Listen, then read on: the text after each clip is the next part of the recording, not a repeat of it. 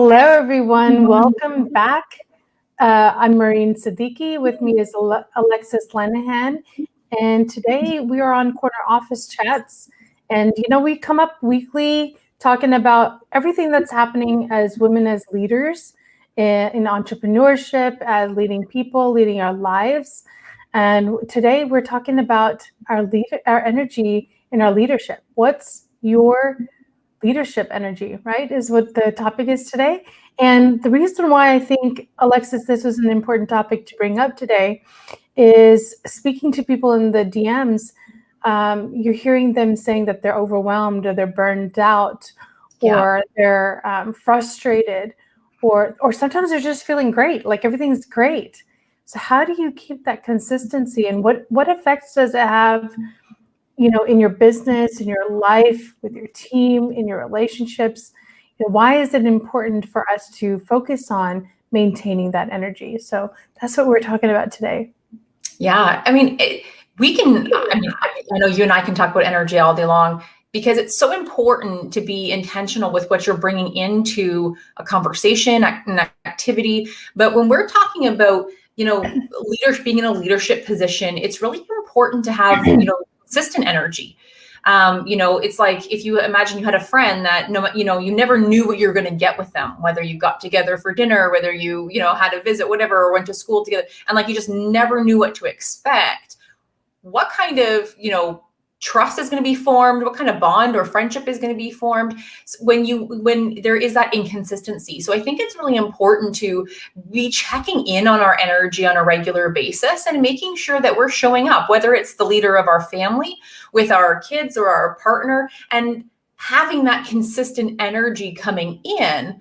And this doesn't mean that we can't have a bad day or an off day or anything like that, or be like on a super high one day, but there is that kind of consistent energy that we're bringing in, that we're intentional in bringing in, so that we can kind of build those deeper relationships and those deeper bonds within the relationship.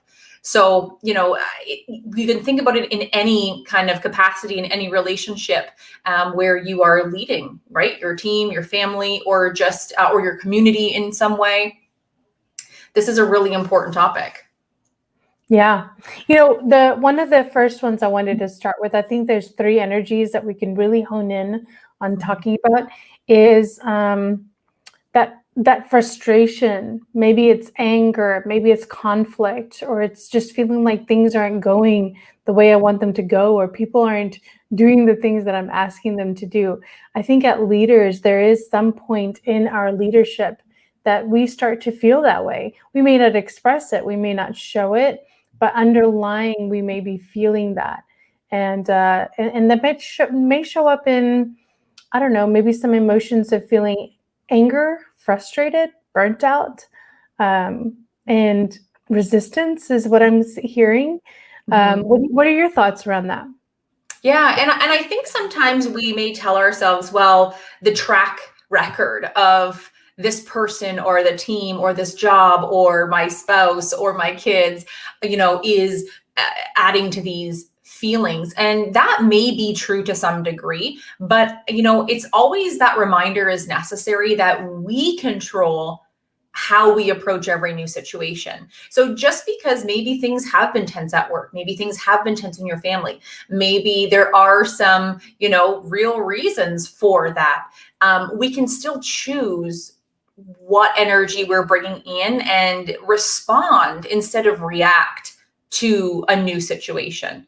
And so this is, I think this is really important in a business situation, because, we could have one kind of encounter, a not so good encounter with a team member or a colleague. And because maybe we're not always interacting with them, maybe we don't rectify the situation or talk it through. So those feelings just remain. And then when you're in a leadership position, there's also that power differential. So you may not realize how these core thoughts may show up in yourself, but let's say you're responsible for doing a schedule or approving vacation time. How is that energy showing up and influencing your decision in some of those areas?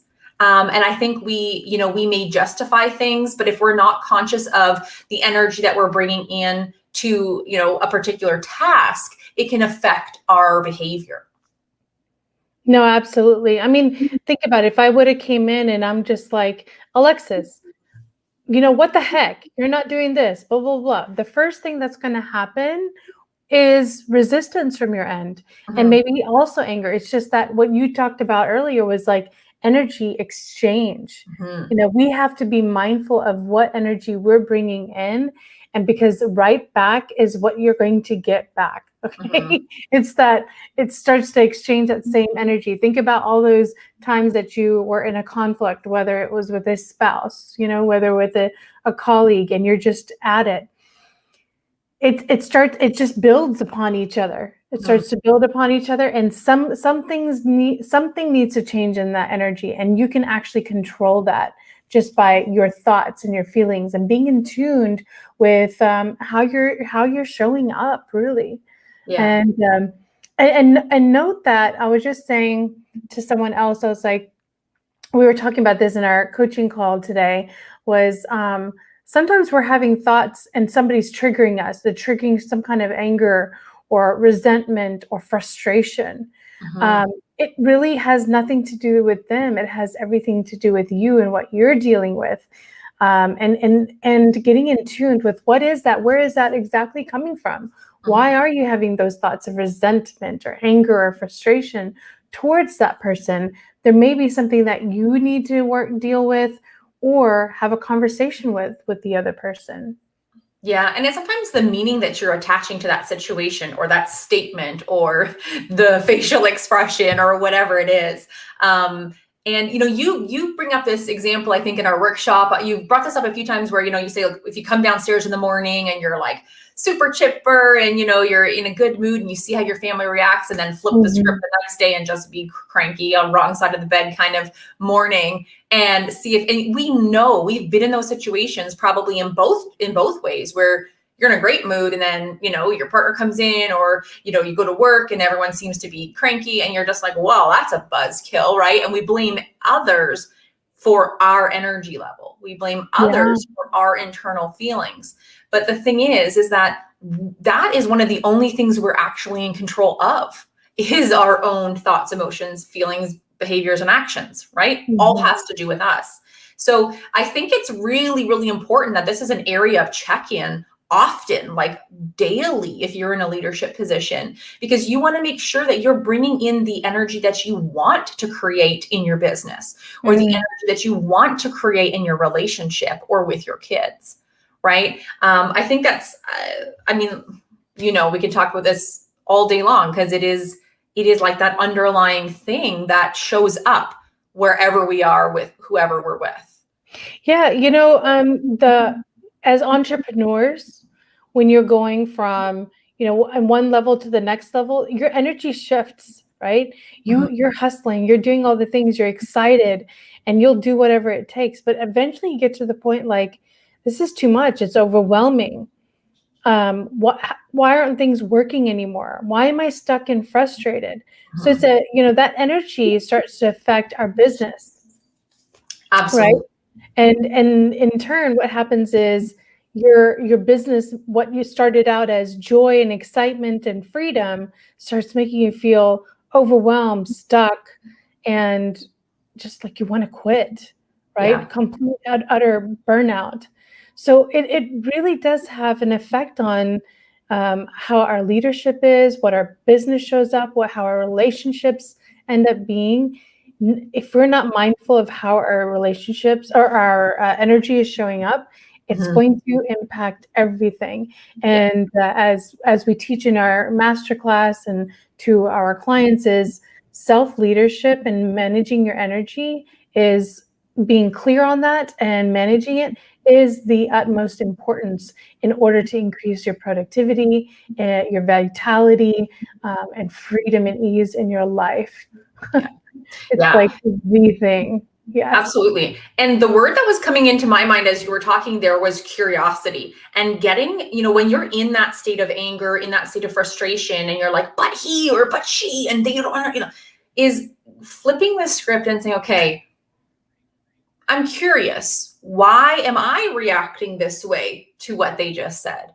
I'm curious, I feel really frustrated. And I know it sounds, very simplistic to say, but our thoughts are just that. So if we can interrupt them and literally create a new thought, that's what's going to take over our reality. And it's so simple, but when you start to think about it, you're like, well, it's a thought that got me angry. So a different thought can change it can change the feeling. And it absolutely can. So one way to get yourself out of that kind of that anger, conflict kind of level of energy is to get curious and ask yourself why. What meaning am I attaching to this? Right? Am I sure that that's what they meant by that? And I can't tell you how many times in conversations with friends, with clients, when someone says, I'm so upset about so-and-so because they did this and this, and they meant to do this. And if I just ask, did they tell you that? Almost always it's like, well, no, but I said, can you read minds? And they're like, well, no, so it's that reminder that we don't always know what's going on in somebody else's world. We don't know what's going on. And, they could have sent that text and it was just like, yep, fine. And you read it as, yep, fine.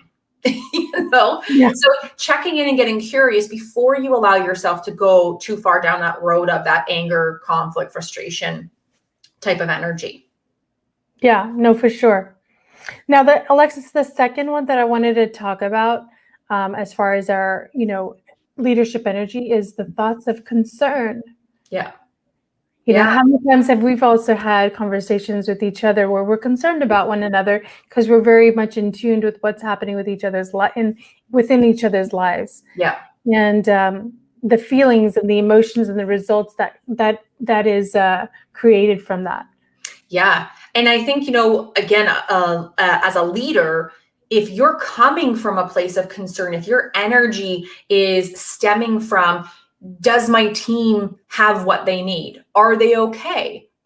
Is there something going on with them that I could help be an ear, provide a resource? Like, if you're coming from that place, it's very hard to get into the other place that we just talked about, right? That anger and that frustration and that conflict. So coming from a sort of a core thought or a core, I guess, just stemming from that place of concern and making sure that, your team, your family, your partner, your friend, your community, whatever it is that you're kind of serving, is they have what they need.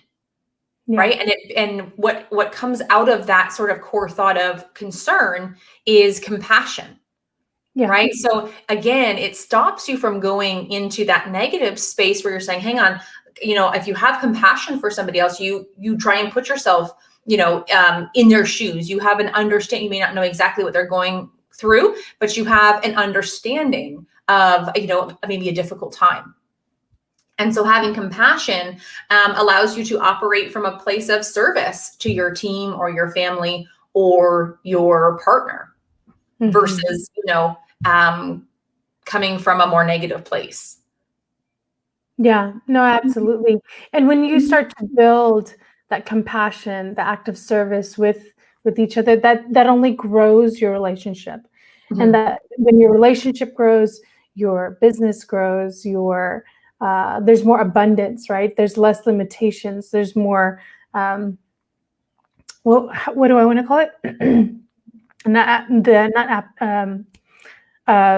There's more peaceful and some joy in it, right? Because you start to feel more heard and validated. When you start to feel acknowledged, heard, validated, then you are more productive, is what I would say.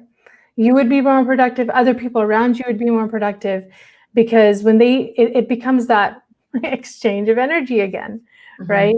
And people want to feel that way. And it's almost like positive reinforcement, right? Positive reinforcement. When you start to give that type of positive reinforcement with that act of concern and coming up with compassion on where they are, then results start to improve or get better. Yeah. And in remembering as a leader, you're a role model. People are looking to you for how to act, how to lead, how to respond. And so if you're coming from that place of concern, that's going to have a positive influence on them, and they'll start checking in with their teammates and maybe even start checking in on you. And it creates that really nice loop of support and of compassion and of understanding, so that there is that space for when you do have a bad day, when when your energy does happen to be low. The consistent energy that you bring in is that of service. But when when you need to kind of take a step back and maybe deal with something that's challenging for you, then you've already role modeled the way that allows your team to be able to then sort of step in and provide that same compassion to you that you consistently show them. Yeah, no, absolutely. I've given this example before, I think in another, and I like to use this one, is that my husband one day was really, really upset and was just yelling at the kids. He was upset about something, yelling in the sense like he was getting on to them if they hadn't done their chores. He's very soft-spoken, so for him to yell, it's different. But and where I could have came in the same way and being angry and completely like, why are you talking to us this way? Why are you talking to the kids this way? Blah, blah, blah. Rather than that, I came in with concern. Like, is everything okay? What's going on? Okay, we'll handle it. What's exactly going on? Coming with that concern and saying, let me see how I can help you. Okay, I see you want all this done and you're frustrated with it. So let me take care of it. I'll talk to the girls. We'll make sure that they're taking care of their chores, because I knew that wasn't it. What was... like, I'm like, it's in the middle of the day. We usually get everything cleaned up in the evening. So something was going on. Yeah. And he calmed down, stepped away. And later he said, I'm just frustrated with work and a lot of things are changing and all this stuff. So really it was his frustration and all that anger. So it just started coming out. And how many times do we do this to our loved ones? Oh my gosh, we end up, when we're not in control of our energy or our own thoughts and our feelings, then we end up, taking it out on our family or our friends or our loved ones. And it starts that, that conflict that starts to happen. But when you as a leader can come in being curious, like you said, curious and with concern and with compassion, you can shift that energy to a whole nother level, right? You actually can change the energy. There's a book that I've read, The Energy Bus. I think I've told you about this. You have told me. I haven't. I'm going to put it on my list because you've told me a few times and I haven't. It's a very quick read. It's called The Energy Bus. And really it talks about whatever energy you're sitting in a bus, basically, whatever energy you bring in there, you affect that entire energy, that bus, right? So if you're going to come in all, think about it. Like if you've gone into a public place and somebody walks in and they're all like jamming and they're smiling and they're happy with everything, it changes the mood of the atmosphere in that wherever you are. But if somebody comes in all like pissed off or blah, blah, blah, and complaining, they have this dark cloud over them, it has an effect like what's up with them and what's on their shoulder and who's that? Why that guy looking at me? Like it completely changes the way, you're showing up in the world. So it's a really great book. So I read it, I don't know, many years ago, but I think it was one of our, when I was in the leadership management course that I was in, that was one of the books that we had to read. And it really does, we can change the energy. We just have to be more in control and in tune with our own, and then once we know that we can influence other people's energy, you've got so much power and influence on others that you don't even realize. And I don't mean that in a bad way, but in a really good way, I don't know if you've ever seen, it's making me think, and I'm going to drop it into the group if I can find the link to the video. Have you ever seen that video? It was like a viral video. There was a guy, I think it was a social experiment. He was on like a subway, I think probably on like New York City, packed subway. And he was watching something on his phone or iPad and with earphones, and he was laughing, like really like this great belly laugh. And whoever was videoing it was like watching, and so some people were like, "What's wrong with this guy?" And then, but as they were listening to this guy's really contagious laugh, like the whole entire subway started, like everyone around him couldn't not laugh with him, right? They don't know what he's watching, but he is just like killing himself laughing, and it's contagious, and it's contagious. It's like babies. Yeah, right. But it's laughing and giggling, you can't help it. But when they're crying and screaming, everybody's like, what the hell's going on with the baby? Right? Absolutely. So, but recognizing, like you said, the power that you do have with your energy is, your positive energy can be contagious, but so can your negative energy. So just going back to that responsibility with what you're bringing into a room. The kind of the highest level that we're kind of coming at you with today with that energy, leadership energy, is that non-judgmental kind of core thought, right? And this is tough. Did I spell judgment right? It looks wrong. Am I missing an E? No, I think you're right. Sometimes words look weird, but I think you're right. I just whatever. Am I spelling that right? All right. We're real here, folks, But yeah, that the non-judgmental thought it's very challenging, right? Yeah. Because sometimes we don't realize, from our past experiences, from any kind of cultural biases passed down from our parents or our grandparents, or just our past life experiences, we don't realize sometimes how they're affecting our thoughts. So coming at, from a really non-judgmental place, this opens up that kind of, we were talking about this before, like not allowing, your ego to kind of get too involved in this. When you are coming from a non-judgment leadership energy, from that as your core thought, and it opens up room for, your passion and your commitment to your mission, to your vision, to what it is you want to accomplish, again, in your business, but also in your relationship. Like what is it that you want? And when you're coming from there's no room for ego to get involved, right? And what happens is creation. You're able to create whatever you want, whatever reality, whatever system, whatever process. Like you're able to just be in a state of creation as that end result of, starting and operating from sort of that non-judgmental place and being open to other people's perspective and other people's ideas and opinions. Absolutely. And, as being coaches, one of the things I think makes a great coach is being non-judgmental. Mm-hmm. So we can leave the space open for our clients to create, right?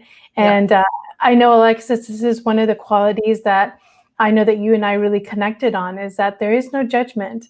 Everything is, everyone is as they are, and they're whole, perfect, and complete. And there's so much possibility and opportunity in that. And when you come from an absolute non-judgmental place, it gives so much freedom and ease for people to be around you, and and know that they can say or do or think however it is that they want and be okay with it, because we are human beings. And so this is the absolute, that's why we save the best for the last, is bringing your energy as a leader, coming from a complete non-judgmental, free of any thoughts or any thing about anything about a relationship or someone you're talking to, or about anything, and just looking at it curiously and being very passionate about what possibilities you can create out of it is a whole nother way of being. It creates effortless way of growing. It creates freedom for people, and I want to say openness, but also closeness with others as well. Yeah.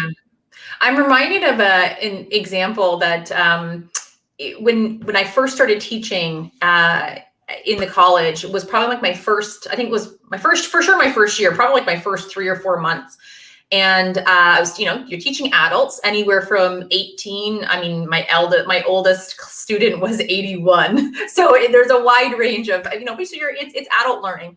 I remember I had this student that, showed up to class, was often late, would be sitting in the back, would usually be falling asleep in the back of my lecture. And I'd be like, that's, that doesn't feel good.